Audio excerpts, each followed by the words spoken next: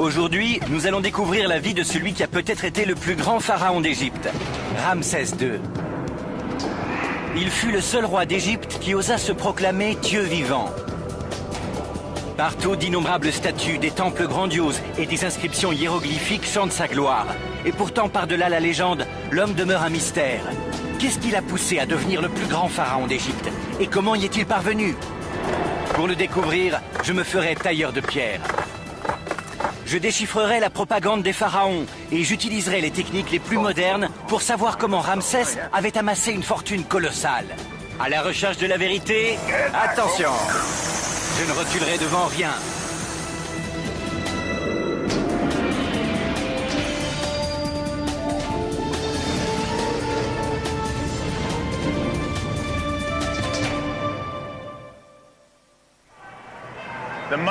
Les puissants pharaons d'Égypte ont tous laissé leur empreinte dans l'histoire, de la pyramide de Khéops au masque d'or de Toutankhamon. La plupart de ces images de l'Égypte sont très célèbres. Et parmi tous les pharaons de l'ancienne Égypte, un nom émerge toujours, celui d'un roi qui aujourd'hui encore est qualifié de plus grand pharaon d'Égypte. Bonjour, je m'appelle Josh Bernstein et je suis ici pour tout apprendre sur le pharaon qu'on appelle à juste titre Ramsès le Grand.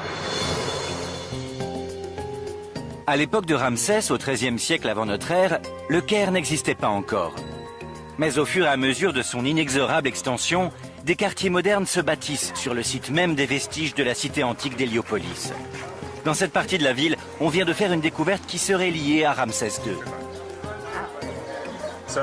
Dans la plupart des pays, l'archéologie se fait un peu au hasard. On fait des découvertes quand on peut. Mais ici en Égypte, c'est une banalité quotidienne. On vient tout juste de découvrir un site lié à Ramsès II. Pour y jeter un coup d'œil, je vais voir mon ami le professeur Zahi Hawass.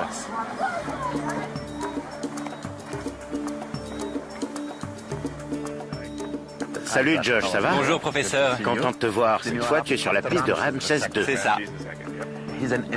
C'était un souverain extraordinaire. Dans ma carrière d'archéologue, j'ai découvert presque partout des vestiges liés à cet homme. Mais ce qui est vraiment important dans ce temple ici, viens, je vais te montrer. Le site est une découverte capitale. Zahi m'explique qu'il s'agit d'un complexe de temples très important aux yeux de Ramsès. La découverte date de 2006, lors de la construction d'un nouveau supermarché. D'après Zahi, les dimensions du temple sont considérables. En se basant sur les premières fouilles, il a calculé que l'ensemble s'étend sous une vaste portion du voisinage, dispersée sur plusieurs blocs d'immeubles, dans toutes les directions. Devant l'un des blocs de pierre qui faisait partie de l'entrée du temple, je lui demande pourquoi Ramsès a une telle réputation. Qu'est-ce qui rend Ramsès II si intéressant? Je crois que c'est parce que sa vie est si pleine d'action. Partout, il a construit des choses uniques, des temples, des tombeaux, des statues. Zahi me raconte que Ramsès était un roi qui appelle les superlatifs. Son règne a duré 66 ans. Il a vécu jusqu'à plus de 90 ans, c'est-à-dire 3 fois plus longtemps que la moyenne des gens de l'époque. Il eut plus de 200 femmes et concubines et engendra plus d'une centaine d'enfants. Il fit bâtir plus de temples et de statues que n'importe quel autre pharaon.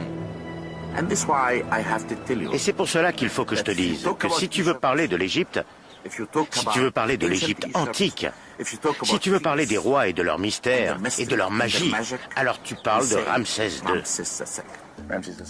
Zahi espère découvrir sur ce site de nouveaux faits qui éclaireront la vie et le règne de Ramsès II.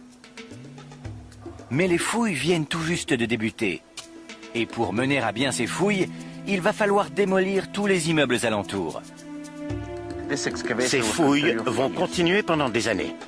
Et regarde le centre commercial. Ça, il va falloir qu'on le démolisse complètement. Parce que le temple s'étale peut-être là-dessous? Oui. Le gouvernement égyptien s'est lancé dans un vaste programme de relogement des résidents actuels. Peu d'hommes peuvent se vanter d'exercer une telle influence 3300 ans après leur mort. Mais la gloire de Ramsès n'est-elle basée que sur la légende? Ou bien était-il vraiment le plus grand pharaon d'Égypte? Il faudra des années de travail avant que cet ensemble de temples ne révèle tous ses secrets. Mais le plus étonnant finalement, c'est la somme d'informations déjà collectées en Égypte. La momie de Ramsès fut découverte vers 1880. Elle est maintenant conservée au musée égyptien du Caire et j'ai obtenu l'autorisation de lui rendre visite après la fermeture des portes. Une audience privée avec un pharaon, c'est un privilège rare. Bienvenue dans la salle royale des momies. On trouve ici une douzaine de souverains d'Égypte et beaucoup d'entre eux sont de la famille de Ramsès. Voici son fils, Meremta. Ici, c'est son père, Séti Ier. Et voici l'homme que je suis venu voir. Peut-être le plus grand pharaon de tous, son Altesse royale, Ramsès II lui-même. C'est vraiment incroyable. 3300 ans après sa mort, Ramsès II semble plus présent que jamais. En voyant ses pommettes hautes et son nez busqué, on ne peut s'empêcher d'y lire son énergie et son ambition. Heureusement, la dépouille de Ramsès II n'est pas la seule chose qui nous reste de lui. Je fais les 700 km qui séparent le Caire de la fameuse vallée des rois. Je suis venu voir le célèbre temple funéraire de Ramsès, le Ramséum. J'ai rendez-vous avec l'égyptologue Peter Brand de l'université de Memphis qui va m'expliquer pourquoi Ramsès II est aussi connu sous le nom de Ramsès le Grand. C'est ça? C'est le Ramséum, où le culte de Ramsès a débuté. Et toutes ces statues ici, Ramsès, Ramsès, Ramsès... Partout on voit son nom et son image est plaquée sur tout. Le Ramséum, à l'origine, était le temple principal de Ramsès dans la vallée des rois. Autrefois, on l'appelait le château d'un million d'années. Il pouvait recevoir plus de 20 000 personnes lors des cérémonies rituelles. Les cérémonies se tenaient en l'honneur de Ramsès, dont l'image est présente sur tous les murs. Comment se fait-il que Ramsès soit devenu le Grand? Il a bâti plus de monuments que n'importe quel autre souverain. Et il a inscrit son nom sur les monuments des autres, sur chaque temple, chaque statue, chaque obélisque qu'il a pu trouver. C'est pour ça qu'on trouve son nom partout en Égypte. Ambitieux. Ah oui, il était très ambitieux. Comme Zahi, Peter pense que Ramsès doit une grande partie de sa célébrité à sa frénésie de construction. Et pourtant, son intérêt pour l'architecture n'était en l'occurrence que secondaire. Certes, il a construit des temples et fait ériger des statues, mais il pensait surtout à bâtir sa propre légende. Il suivait de près les projets de construction et vérifiait que ses goûts étaient respectés. Comme tous les pharaons, il prenait un grand intérêt à ses projets de construction. Il les contrôlait de bout en bout. Il jouait un rôle actif dans la conception? Oh, absolument. Et ses efforts pour ne pas être oubliés furent couronnés de succès. Les anciens Grecs connaissaient l'existence de Ramsès. C'est comme ça que les égyptologues ont su qu'il avait existé avant même de pouvoir déchiffrer son nom. Peter m'explique que c'est la multiplicité des images de Ramsès qui l'a rendu synonyme d'Égypte antique aux yeux des premiers explorateurs. En s'enfonçant dans le Ramséum, on découvre une statue colossale qui met les points sur les i. C'est quoi ça? C'est l'Ozymandias. C'est Ozymandias ou c'est Ramsès? Ozymandias est la version grecque de Ouzer-Mahatré, qui est le nom sous lequel fut couronné Ramsès II. Cette statue colossale de Ramsès pèse plus de 100 tonnes et elle est taillée dans un seul bloc de granit. Elle est écroulée, mais debout elle dépasserait le 6e étage d'un immeuble moderne. Alors elle servait de modèle pour la version de 10 mètres? Ça, c'est la version économique. Ça, c'était pas assez. Non, Ramsès aimait que ses statues soient grandes et qu'il y en ait beaucoup. Peter souligne que les projets monumentaux de Ramsès sont une constante. Ils ont pour sujet Ramsès. Il est allé très loin pour être certain de ne jamais tomber dans l'oubli. Dans un instant, attention! Je vais m'initier aux obsessions de Ramsès et je vais tenter de comprendre comment il est devenu l'un des pharaons les plus riches de toute l'histoire d'Égypte. Je suis venu en Égypte afin d'en apprendre un peu plus sur Ramsès II et vérifier si l'homme était bien à la hauteur de sa légende. J'ai vu sa dépouille mortelle au musée égyptien du Caire. Et j'ai visité le temple qui lui est consacré dans la célèbre vallée des rois. Je me dirige maintenant au sud, vers la ville d'Assouan et les carrières de granit du pharaon, pour apprendre comment il a laissé sa trace dans la pierre. Danny Roy, un spécialiste de la taille de pierre, m'attend dans une carrière d'Assouan pour me montrer comment les artisans de Ramsès lui érigeaient des statues à partir de blocs de granit. Le granit d'Assouan a toujours été renommé pour sa dureté et ses couleurs. La plupart des statues colossales et des obélisques égyptiens est sortie de ces carrières. Alors même Ramsès a utilisé le granit d'ici? Oui, il en a pris. Et beaucoup. Danny m'emmène voir l'une des sculptures les plus impressionnantes d'Égypte. encore que celle-ci n'ait jamais été finie. Cet obélisque aurait été encore plus haut qu'Ozymandias. Il mesure plus de 40 mètres de long et pèse environ 1300 tonnes. Sa taille a été abandonnée quand les artisans ont découvert presque au dernier moment la présence d'une faille dans la pierre. Ce n'est pas Ramsès qui avait commandé cet obélisque, mais ses artisans auraient procédé de la même manière. Quel dommage, ils avaient fait tout ce travail? Oui, et quand on imagine le travail que ça représente. Mais ça ne me suffit pas d'imaginer. J'ai envie de me rendre compte par moi-même. Allons casser des cailloux. Danny me conduit à une carrière moderne, pas très éloignée de l'obélisque abandonné.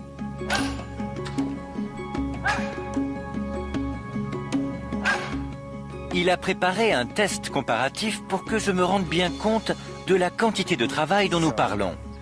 D'abord, les outils modernes. Je vais vous montrer la méthode moderne. Danny a étalé les outils modernes utilisés pour tailler et polir la pierre des dessus de cheminée ou des comptoirs de cuisine. Apprenez-moi, maître. Nous débutons avec une boucharde à pointe. C'est un outil à polir qui donne des surfaces lisses, comme celles de l'Ozymandias et des obélisques.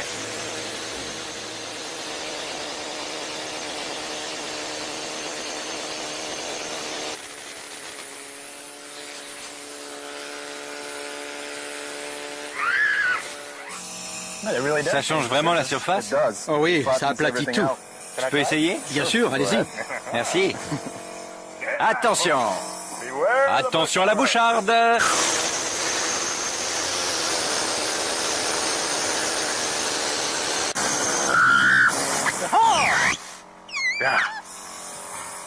Ça égalise vraiment très vite la surface. Certainement, ça rend la sculpture du granit bien plus facile, n'est-ce pas? Ouais. Bien évidemment, Ramsès ne disposait pas de compresseurs et de carbure de tungstène. Mais ils avaient des boules de dolérite. En fait, ça fait le même travail, sauf que ça prend un peu plus de temps. C'est la seule différence. Plus de travail? Voyons ce que Danny a en tête. Nous allons dans une autre partie de la carrière sur une veine de granit toute neuve. Voilà, c'est ça, des boules de dolérite, un type de basalte plus dur que le granit. On en a retrouvé ici sur le site, ce qui veut dire qu'elles ont peut-être été utilisées par les artisans de Ramsès. Dans l'Antiquité, les Égyptiens utilisaient ces boules pour polir le granit, comme nous le faisons avec la boucharde à pointe. Vous pouvez me montrer? Mais bien sûr, on va essayer ici même. Là en dessous? Oui. Nous suivons une faille naturelle dans la roche. Dans l'Antiquité, c'est ainsi que les ouvriers des carrières débutaient, le long d'une faille, afin de dégager de la veine rocheuse une statue colossale ou un obélisque. Après 20 minutes d'un dur labeur, les boules de dolérite ne nous ont permis de faire voler que quelques éclats de granit. Ramsès a élevé des milliers de monuments en granit, la plupart pesant des centaines de tonnes. Alors comment a-t-on pu ériger des statues comme l'Ozymandias avec de pareilles techniques? Et combien de temps a-t-il fallu? Alors voilà, je fais des dégâts importants. Ça, c'est vrai. Mais s'il fallait que je fasse un obélisque ou un pilier ou un sphinx ou n'importe quoi de grand et costaud, le pharaon ne serait pas content de moi. Danny m'explique que le travail allait beaucoup plus vite que je le crois. Le pharaon de la 18e dynastie, la reine Hatshepsut, se vantait d'avoir fait ériger un obélisque en 7 mois seulement. La solution, c'est beaucoup de main-d'œuvre. Les carrières employaient des centaines d'ouvriers qui travaillaient tous le long de la même faille. Mais comme sous le soleil ardent de la Haute-Égypte, le travail était très pénible, les équipes étaient renouvelées fréquemment. En clair, des milliers de gens travaillaient à tour de rôle dans les carrières. En quoi le travail demandé par Ramsès II diffère-t-il de celui des autres pharaons? Ce qui est impressionnant avec Ramsès II, c'est la quantité incroyable de monuments qu'il a laissés. Parce que vu l'organisation du travail et ce qu'il a accompli, c'est ça qui est vraiment remarquable. Bien d'autres pharaons ont laissé des monuments remarquables, mais la quantité produite sous Ramsès II est prodigieuse. Et pour laisser la trace qu'il a laissée en Égypte, il ne lui a pas seulement fallu une main-d'œuvre abondante, il lui fallait aussi une fortune colossale.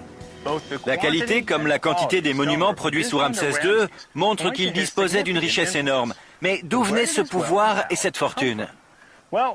Que ce soit à l'époque des pharaons ou à l'époque moderne, l'économie égyptienne a toujours dépendu d'un seul facteur, le Nil.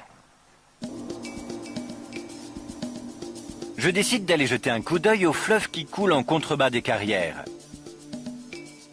Ces pêcheurs ont eu la gentillesse de me prêter leur barque. Une promenade sur l'eau sera la bienvenue après mon expérience de tailleur de pierre. Mais je ne rame pas que pour le plaisir. Je me dirige vers une île au milieu du fleuve. Elle s'appelle l'île Éléphantine. Son nom vient des formations rocheuses qui bordent la rive et qui évoquent un troupeau d'éléphants. L'île était consacrée au dieu des inondations. Et elle comporte même une entrée de service. Bonjour, bonjour. Bonjour, ça va? Pour en apprendre un peu plus sur la richesse de Ramsès, je rencontre Gary Robbins de l'Agence américaine pour le développement international. Il va m'expliquer comment Ramsès a pu disposer des ressources nécessaires à son programme de construction. Le tunnel où nous nous trouvons était un outil simple mais efficace, appelé à juste titre un nilomètre. Il mesurait le niveau atteint par les crues au moment où les eaux du fleuve passaient la frontière sud de l'Égypte, ici à Assouan. La prospérité de l'Égypte dépendait entièrement des crues régulières du Nil. Tous les ans, les riches sédiments charriés par le fleuve depuis les hauts plateaux d'Éthiopie fertilisaient les champs égyptiens à chaque débordement du fleuve. Ils utilisaient donc ces encoches pour mesurer les niveaux de l'eau à différentes périodes de l'année? Oui, ils prenaient la mesure quand la crue arrivait et pouvaient ensuite prédire l'importance de l'inondation. Le niveau du fleuve montait parfois de plus de 10 mètres, laissant derrière lui des tonnes de sédiments fertiles quand le niveau baissait. Le nilomètre permettait aux Égyptiens de prévoir avec une grande précision la quantité de céréales dont ils disposeraient d'une année sur l'autre, car la différence entre une bonne année et une mauvaise était énorme. Il suffit d'une augmentation même minime de l'inondation et tout le long du Nil, des milliers d'hectares supplémentaires deviennent cultivables. Ramsès a régné pendant une période faste et il a pu compter sur des récoltes abondantes tout au long de son règne. D'après Gary, Ramsès bénéficia d'une longue période de fortes inondations. Et avec le nilomètre qui mesurait le niveau des crues, Ramsès disposait d'un instrument fiscal extrêmement précis. Une fois qu'ils avaient prévu le niveau d'eau, ils fixaient le niveau d'imposition. Si c'était une très bonne année pour les récoltes, ils taxaient jusqu'à 20%. Et si c'était une année à sécheresse ou à trop forte crue, ils réduisaient le taux jusqu'à 10 ou 15%. Des bonnes crues, des bonnes récoltes égale des bonnes récoltes d'impôts. C'était un système très progressif. Avec ces impôts indexés sur les crues et des crues excellentes, Ramsès voyait rentrer l'argent à flot. Gary ajoute que le système de Ramsès fonctionnait grâce à autre chose que des impôts astucieusement calculés. Ramsès bénéficia d'une innovation technologique qui révolutionna l'agriculture égyptienne. Dans un instant, je vais faire fonctionner un vieux système d'irrigation et chasser des scarabées pour vous montrer d'où venait la richesse de Ramsès. Je marche dans les pas d'un homme que beaucoup considèrent comme le plus grand pharaon d'Égypte, Ramsès II. Pour saisir l'étendue de sa gloire, j'ai visité un nouveau chantier de fouilles.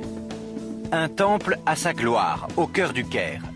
J'ai vu les monuments grandioses de la vallée des rois. J'ai observé le nilomètre à Assouan et j'ai appris comment les crues régulières du Nil alimentaient l'économie égyptienne. Je suis maintenant dans la vallée du Nil pour comprendre comment Ramsès a transformé toute cette eau en or. Gary Robbins de l'Agence américaine pour le développement international m'a conduit jusqu'à ces champs à la sortie d'Assouan. Pour Gary, la vie aux champs dans la Haute-Égypte a très peu évolué depuis l'Antiquité. Les paysans vivent toujours de leurs terres.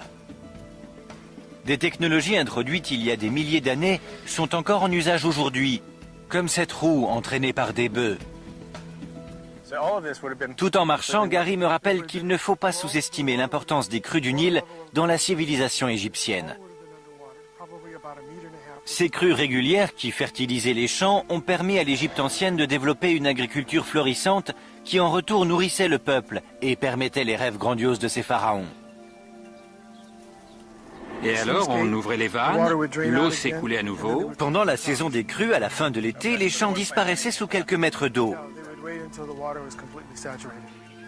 Les Égyptiens encerclaient leurs champs de levée de terre, créant ainsi des bassins qui retenaient l'eau saturée de sédiments. Une fois l'eau retirée, ils pouvaient ensemencer les champs recouverts d'un sol fertile. Ils inondaient leurs champs avec l'eau et les sédiments saturaient le sol. Et ensuite, ils ouvraient les vannes, l'eau se retirait et ils pouvaient ensemencer les champs. Et quand le champ était inondé, que faisaient les paysans? C'est la période où ils allaient travailler pour le pharaon. Ça faisait partie de leurs impôts. C'est la période où on construisait les monuments. Oui, c'est ça. La façon dont l'agriculture était organisée convenait admirablement aux besoins de Ramsès. Comme les paysans ne pouvaient travailler au champ, ils devenaient disponibles pour les grands travaux du pharaon, ce qui leur permettait en même temps de remplir une part de leur devoir fiscal. Quand ils revenaient, l'eau avait reflué et ils semaient leurs récoltes? Comment arrosaient-ils les champs une fois la crue terminée, quand l'eau était redescendue? Pendant le Nouvel Empire, une nouvelle technologie est apparue, le chadouf. C'est un système qui permet d'élever l'eau du fleuve à la hauteur des champs. C'est apparu à l'époque de Ramsès? Pendant le Nouvel Empire, à l'époque de Ramsès. Comment fonctionnait cette machine qui permettait d'élever l'eau? Je vais vous emmener en voir une, et vous pourrez même essayer de la faire marcher. Allons-y. D'accord. Une innovation, même très simple, peut déclencher des changements considérables. L'invention du chadouf a permis aux Égyptiens d'irriguer plus facilement leurs champs. Et Ramsès tira un profit immense de cette révolution dans l'agriculture.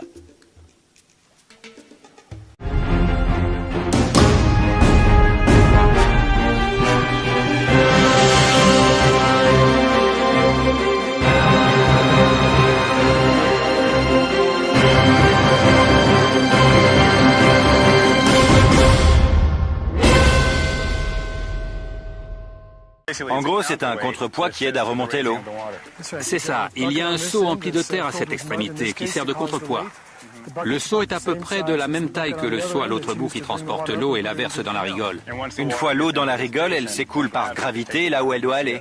Exact. Il y a tout un réseau de canaux. Ils peuvent envoyer l'eau là où ils veulent. Aujourd'hui, on trouve encore des chadoufs là où il n'y a pas de pompe à eau électrique. L'usage des chadoufs était encore généralisé au XXe siècle et il permettait aux paysans d'irriguer leurs champs en dehors des périodes de crue. Je décide d'essayer. Le résultat de cette innovation? Des récoltes plus abondantes produites avec moins de travail, d'où des surplus de richesse et de main-d'œuvre disponibles pour les projets de Ramsès II. C'est assez facile. Et vu la facilité d'utilisation du système, les paysans de Ramsès devinrent autonomes. Je comprends ce que ça a apporté aux paysans, mais en quoi ça profitait au pharaon? Parce que l'irrigation était prise en charge sur place par une administration locale. Le pharaon n'avait pas à investir ni en argent ni en personnel pour entretenir le système. Il pouvait se concentrer sur autre chose. Oui, c'est ce qu'il faisait. Il redistribuait les terres qui appartenaient au temple aux paysans du cru qui se retrouvaient encore plus endettés envers lui. Ah, c'était un malin ce Ramsès. Je crois que je maîtrise le chadouf. Vous avez fait du bon travail. Merci. Je peux vous aider? Je vais remonter, oui, merci. En résumé, sous le règne de Ramsès II, l'économie égyptienne était florissante. Grâce à des crues abondantes et des innovations technologiques récentes, il allait régner pendant une période de grande prospérité. Des impôts plus élevés et une population plus à l'aise qui dépendait moins du gouvernement central allaient donner à Ramsès les ressources dont il avait besoin pour mener à bien ses projets. Mais comment pouvons-nous être certains que Ramsès a vécu à une période de crue abondante? En dehors des anciennes chroniques, existe-t-il un moyen de vérifier aujourd'hui qu'il a bénéficié de conditions favorables, année après année? Je connais l'homme qui a les réponses à ces questions.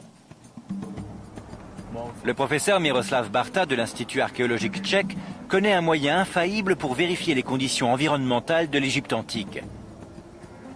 Nous sommes revenus près du Caire, sur les fouilles qu'il mène à Abouzir, tout près des pyramides de Saqqara. Nous sommes à la limite de la plaine alluvionnaire du Nil, là où les champs fertiles cèdent la place au sable du désert. Qu'est-ce qu'il y a là? Un mur. C'est un simple mur, mais dans ce cas précis, ce n'est pas qu'un simple mur. Miroslav affirme que ce mur de briques a plus de 4500 ans. En observant la paille encore emprisonnée dans la boue séchée, il peut déterminer les conditions environnementales à l'époque de la fabrication des briques. En gros, ces briques de boue séchée sont des témoins de leur temps. Exactement. Mais Miroslav a mis au point une méthode plus dynamique pour déterminer les conditions climatiques de l'époque. Et c'est une chose à laquelle je n'aurais jamais pensé. Nous nous dirigeons vers le lit asséché du lac Abouzir, en lisière de la vallée du Nil. Dans l'Antiquité, cette dépression se remplissait au moment des crues saisonnières du Nil pour se vider à nouveau quand l'eau se retirait. Dans le domaine scientifique, c'est souvent un détail minuscule qui révèle tout un pan d'histoire. Maintenant, nous sommes arrivés à la partie la plus intéressante de l'histoire. Nous allons chasser. Quoi? Des grenouilles? Non, des scarabées. Des scarabées? Des scarabées. Comment est-ce qu'on chasse le scarabée? Il faut chercher des petits trous de 2 ou 3 cm dans le sol. Très bien, allons chasser le scarabée. En étudiant un animal aussi modeste que le bousier, Miroslav a pu reconstituer les conditions climatiques en Égypte au temps des pharaons. Faites tout doucement.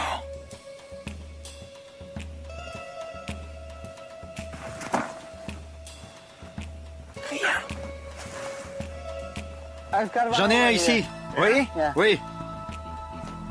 Vous voyez, c'est un trou typique. Il y a quelque chose qui bouge. C'est ça qu'on cherche? Exactement, c'est un de ceux-là. C'est quel genre de scarabée? C'est un bousier. C'est l'une des variétés de l'espèce. En observant différentes espèces qu'on a découvertes ici ces dernières années, on peut déterminer les différences de l'environnement qui existait ici. C'est la même chose que les archéologues qui étudient la paille dans la boue des briques pour déterminer l'environnement d'alors. Vous faites ça avec les scarabées? Oui, mais pour vous montrer ça en détail, il faut qu'on aille dans mon laboratoire. Je remets ce gars-là dans le sable. Et on part au labo. Salut, bonhomme. Miroslav m'amène à son laboratoire où il conserve des scarabées qu'il a découverts dans les tombeaux d'Abousir. Comme les tombeaux étaient scellés quand il les a découverts, on sait qu'à l'intérieur, les conditions sont restées les mêmes pendant des milliers d'années. Des fragments de scarabées en provenance de chaque tombe ont été placés sous des plaques de verre. Chaque échantillon examiné au microscope révèle des informations inestimables sur les conditions environnementales de son époque. Qu'est-ce que je vois là? Une aile. Une aile. Un fragment d'aile. Pour moi, ça a l'air d'être une aile, c'est ça? C'est juste une aile. Oui, une aile. Je ne pourrais rien vous en dire de plus. Mais un spécialiste pourrait dire, ce n'est pas une aile, c'est un fragment de tel et tel scarabée. Et alors vous pouvez dire, si cette espèce était là à tel moment, alors on sait que telle condition environnementale devait exister à ce moment-là. C'est la conclusion. Ça, c'est impressionnant. Par exemple, ce scarabée. Certains scarabées apparaissent dans des conditions humides, tandis que d'autres apparaissent dans des environnements secs et salés. Par exemple, le scarabée que nous avons trouvé dans le sol asséché du lac d'Abousir n'aurait pas été là en période de crue. Pour revenir à ma question sur Ramsès II, les recherches de Miroslav montrent que les apparitions de différentes sortes de scarabées coïncident exactement avec les témoignages sur les crues conservées par les anciens Égyptiens. Les sciences exactes confirment l'histoire des pharaons. Ce travail corrobore aussi l'observation de Gary, selon laquelle les crues abondantes avaient fait de Ramsès un roi richissime. Cette richesse lui a fourni la main-d'œuvre considérable qui lui permit de ne pas tomber dans l'oubli et de construire sa propre légende.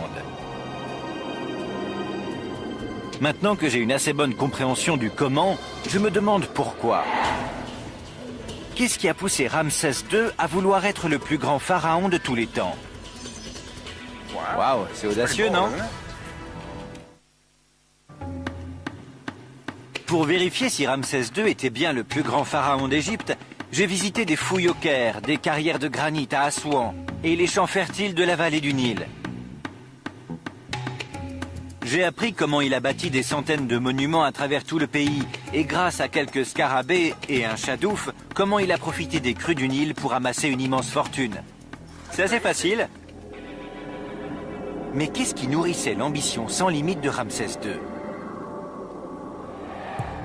Je me rends sur le site d'Abydos, à 500 km au sud du Caire, en Moyenne-Égypte. Dans l'Antiquité, c'était l'un des sites les plus sacrés du pays. C'est ici que le père de Ramsès, Séti Ier, a érigé un temple qui fournit bien des indices sur les raisons qui poussèrent Ramsès à laisser un tel héritage. Je retrouve Peter Brand de l'université de Memphis qui va me servir de guide. La dynastie de Ramsès II a une histoire qui aurait pu être écrite par William Shakespeare. Il faut bien comprendre que la 19e dynastie n'était pas de sang royal. C'était une famille de militaires qui a accédé au trône avec le père de Séti Ier. Peter insiste sur le fait que Ramsès et son père étaient des roturiers. Leur jeune dynastie est parvenue au trône par la voie militaire et non pas par le palais ou le temple. Et en tant que chef d'une famille régnante qui n'avait pas le statut royal par le sang, Séti avait beaucoup à prouver. Pour établir sa légitimité, Séti se lança dans un vaste programme de construction de temples que Ramsès poussera ensuite à son paroxysme. Donc Séti se représente parmi les dieux afin de valoriser sa propre image. L'objectif ici, c'est de montrer que Séti est le roi légitime de l'Égypte, qu'il vénère les dieux.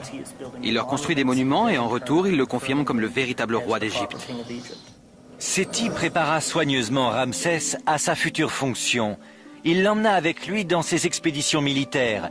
Il lui enseigna la tactique et la stratégie. Il en fit un général responsable de ses propres divisions alors qu'il était encore adolescent. Sur les murs de ce couloir, on trouve des bas-reliefs qui montrent Séti rendant un hommage rituel aux anciens rois, en remontant jusqu'au mythique fondateur de la civilisation égyptienne. Ce qui distingue cette représentation, c'est que Séti a pris la précaution d'inclure Ramsès sur le bas-relief, accordant ainsi à son fils un statut qu'on n'avait jamais donné auparavant à un prince de la couronne. On voit ici ses titres. Il est l'héritier présumé, le fils aîné du roi, son cher Ramsès. Ce n'est pas un prince, c'est le prince. Une fois de plus, on voit ici comment Séti utilise ces murs pour faire passer un message politique très clair. Oui, le message politique, bien entendu, c'est que Séti fait partie de cette lignée de rois. Son fils n'est pas encore roi, mais il le sera. Il est le prince héritier. Et mieux vaut vous y préparer parce que c'est lui qui arrive ensuite. Ramsès reçut le message 5 sur 5. Quand il devint pharaon à la mort de Séti, il ajouta sa contribution aux ambitions de son père, mais en s'assurant que toute la lumière retomberait sur lui. Sur le mur extérieur du temple, Peter me montre une énorme inscription. C'est ici même que Ramsès a lancé son extraordinaire culte de la personnalité.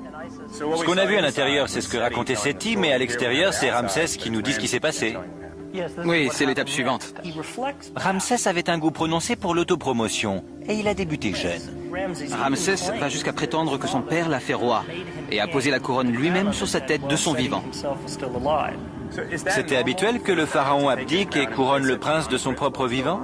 Je crois qu'il est vraisemblable que Ramsès s'est un peu exagéré, qu'il a dû rester prince de la couronne. Une fois de plus, on voit une réécriture de l'histoire à des fins politiques. Oui, Ramsès veut imprimer sa marque aux événements. Personne ne maîtrise la propagande aussi bien que Ramsès. Soudain, les monuments et les statues colossales de Ramsès commencent à prendre tout leur sens. Ramsès était de toute évidence obsédé par le contrôle de son image, apparemment dans le but de faire oublier ses humbles origines. Mais d'après Peter, ce temple n'est qu'une toute petite partie de l'histoire. J'aimerais vous montrer quelque chose d'autre. Oui, allons-y. Peter m'emmène voir le célèbre temple de Karnak. Je suis déjà venu ici. Des générations de pharaons ont laissé leur empreinte dans ce vaste complexe rituel.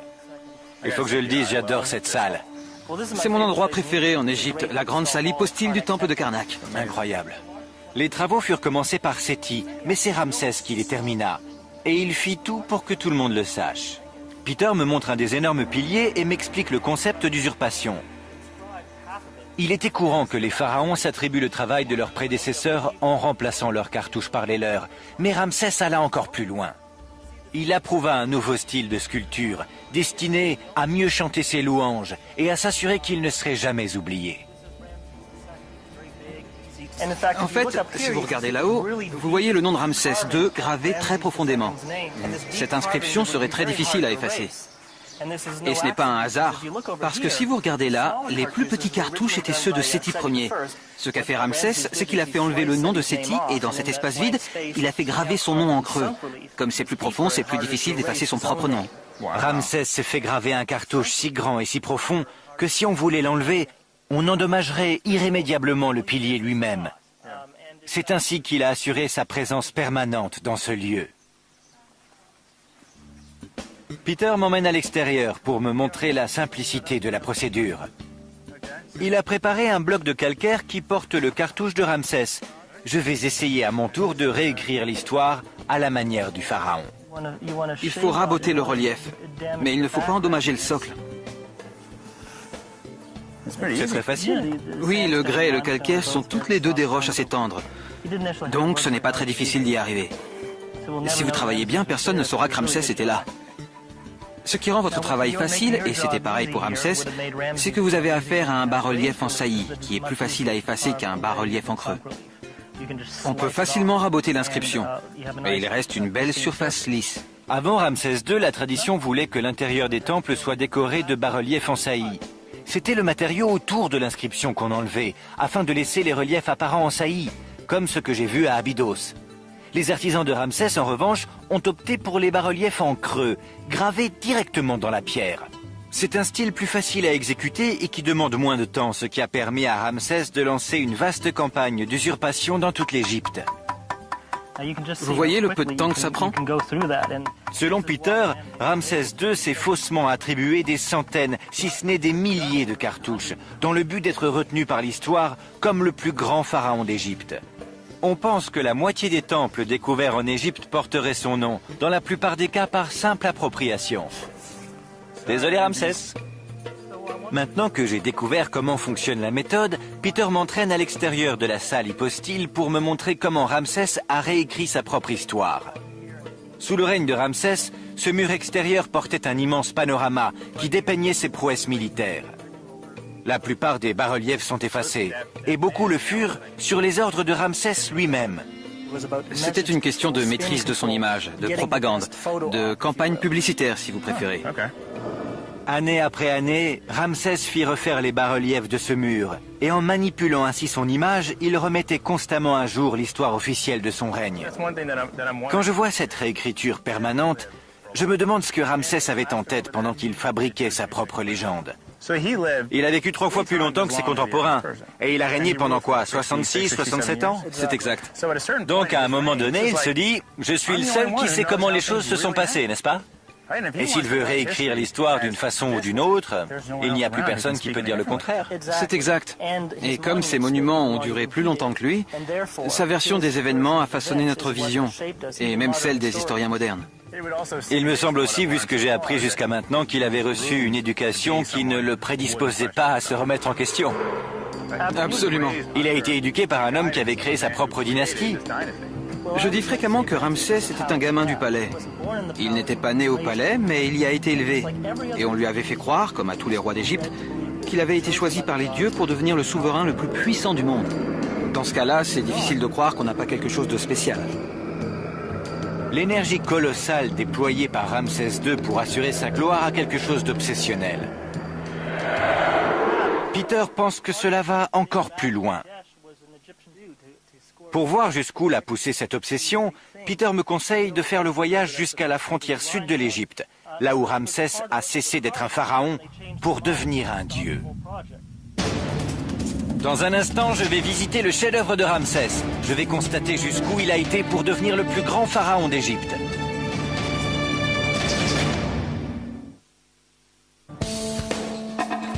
J'ai enquêté pour comprendre pourquoi Ramsès II est considéré comme le plus grand pharaon d'Égypte.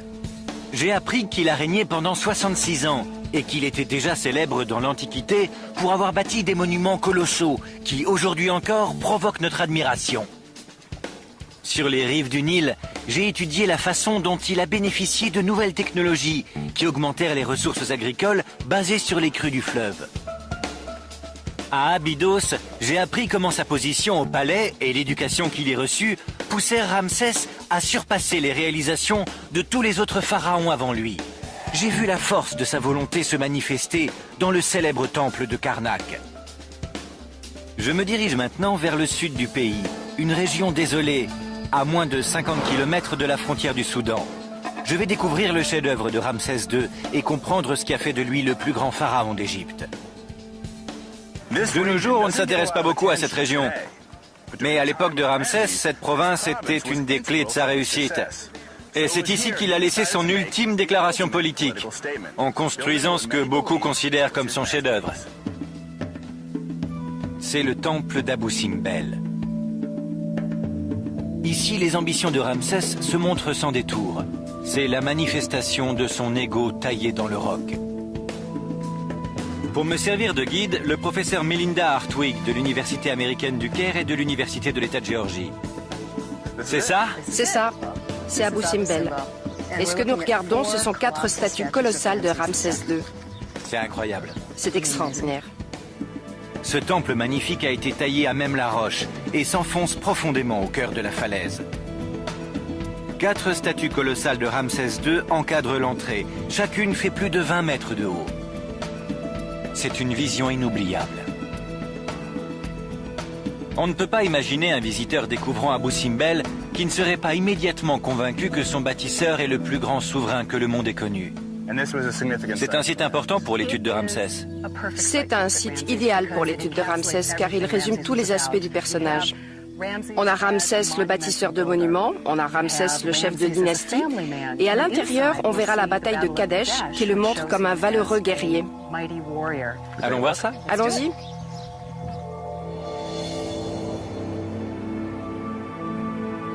L'intérieur du temple est tout aussi grandiose. Melinda m'explique qu'Abou Simbel représente l'expression parfaite des ambitions de Ramsès.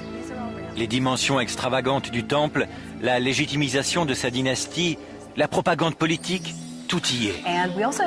Il y a aussi d'autres scènes représentées sur les murs de la première chambre parfaitement emblématiques de la personnalité de Ramsès. Melinda m'emmène les voir. Ici, on trouve des représentations de la puissance militaire de Ramsès. Là-haut, on voit l'image de Ramsès. Ces panneaux représentent des scènes semblables à celles que j'ai vues à Karnak.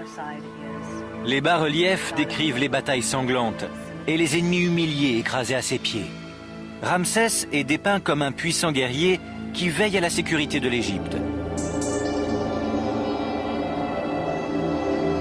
Juste en dessous des images de ses exploits militaires, Ramsès a fait représenter le même motif que son père Séti Ier à Abydos. Il nous montre plusieurs de ses fils, parés de tous leurs titres honorifiques.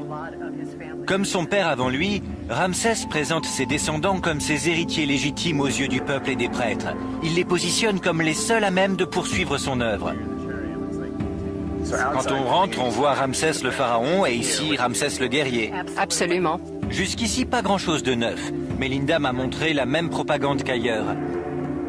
Mais ce qu'elle m'emmène voir ensuite va me révéler un tout autre visage de Ramsès. Un visage divin. Nous arrivons au bout du temple.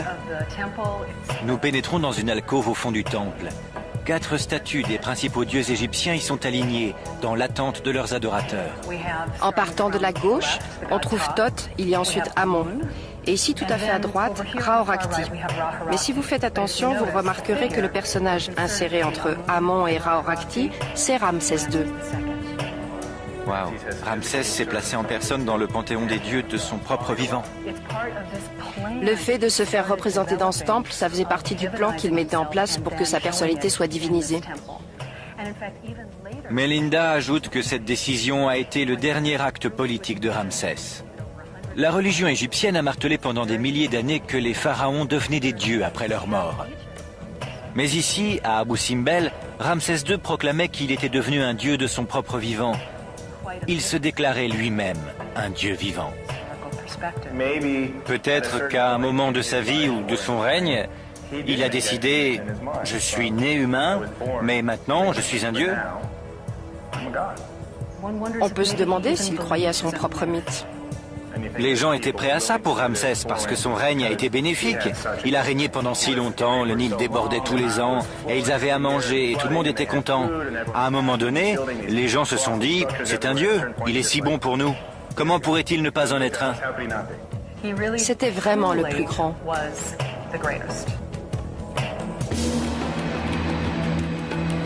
Zahi Hawass me dit que Ramsès II est le mystère et la gloire de l'Égypte ancienne. Maintenant, je vois ce qu'il veut dire. Ramsès reçut une éducation qui le destinait à être un grand pharaon. Et il le fut, grâce à sa longévité, son flair politique, un soupçon de chance et un ego de forte dimension. Il réussit si bien qu'il